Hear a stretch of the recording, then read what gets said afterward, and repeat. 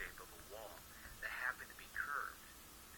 Now, in case you're not familiar with actually modifying the profile shape of a wall, if I would draw in a wall, then go to that wall in an elevation view, you can then select on the wall and then edit the profile shape of the wall. From there you can adjust the line work. And as long as it's one continuous line going all the way around, and let me draw this in.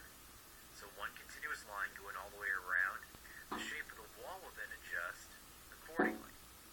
If we look at this in the 3D view, we can see that the wall does have that angle associated with it.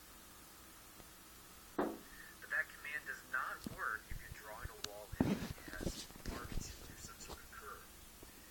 So if I come up here, select on wall, now draw in a curved wall, and I'll just draw it right next to the other wall.